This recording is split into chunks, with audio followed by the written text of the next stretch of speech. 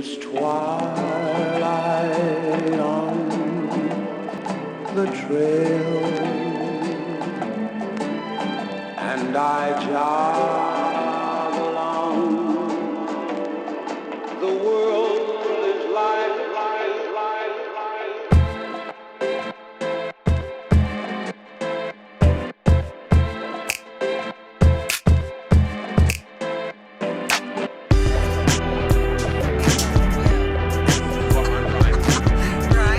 Cannabis Journal.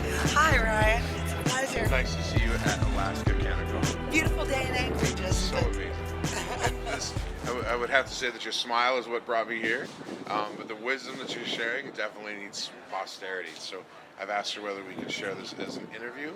Can you share with us your experience in terms of how you became a presenter? Well, I was, a presenter. And that's kind of a different story. We were talking about Tacoma Hempfest at first. We can talk about whatever you like. The fact that, I kind of came in the back door to cannabis in that I was simply helping some young bands during the recession to sign their first contracts while I was laid off of work. I've been an accountant for many years, so I was busy reading contracts and helped a friend to establish Tacoma Hempfest in 2010. It was wildly successful, so we came back for a second year in 2011, and in fact it was as though the city set us up for a fall. Business locally was very supportive of the return of Hempfest. They had said it had been their best day ever. I mean, I guess we hit all the stereotypes, and that the Munchies were driving a bonus crowd over at the Tasty Freeze, and but Tacoma, the city, set us up the second year. We literally had opened, and Tacoma police, who we were required to hire at a cost of about $8,000 for off-duty policemen to patrol this event that has never had a disruption. They began ticketing all of our vendors for violation of Tacoma Code 8.30, which is a nuisance code, and states that no marijuana accessories will be sold in Tacoma. Now, these were art glass or tobacco glass or whatever you want to call it, but they cited 13 of our vendors. It's interesting, in just 5 years, the climate has changed such, now that we have legalization in Tacoma, that a representative has been sent to us because we have, in protest, refused to have another Tacoma Hempfest, regardless how supportive business is, until we get an apology for all 13 of our vendors who came, paid money, were assured, because golly, we hired, policemen from Tacoma, that this was going to be a safe event, and it was anything but that for them. Many of them commented it was the only brush with law they've ever had.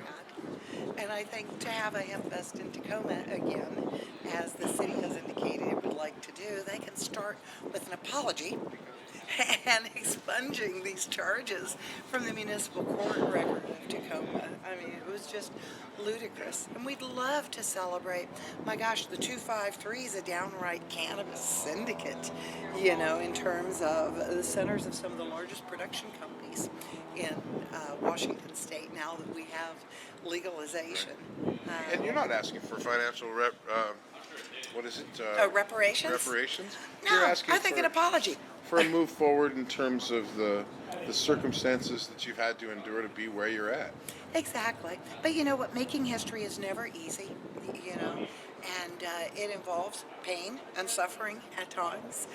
Acknowledging that is important if you're going to be on the cutting edge of activism.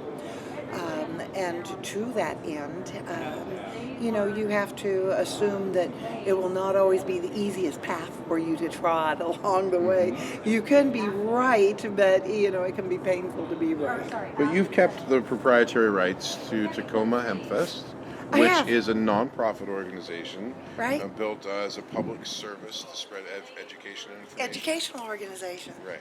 Is exactly what we are. With those rights, you have the right to protect the integrity of the people and the association. No doubt. So you're commendable. I appreciate that. It's our pleasure. Yeah. We'd like to get on with having an event again. Absolutely. It makes sense in the preeminence that Tacoma has taken. But yet it's important to note that Pierce County, in which Tacoma is located, is one of the leaders in the Just Say No movement, not allowing any regulated cannabis businesses to locate even legally in the unincorporated county. So much of our journey is still yet ahead of us, I fear. That's right. The city is much more liberal than the county itself. We're still changing hearts and minds. Absolutely. With education and persistence. No doubt. I like to point out to folks, I hope you never really have to know how important cannabis is medicinally. That would be wishing bad luck on you. Yet when you get to that point, you're going to be happy that we're here. Absolutely. And how we take that stance and how we present our ideas is very important. And I think it speaks volumes for how the service that you provided. And thank you very much for your service. Always a pleasure.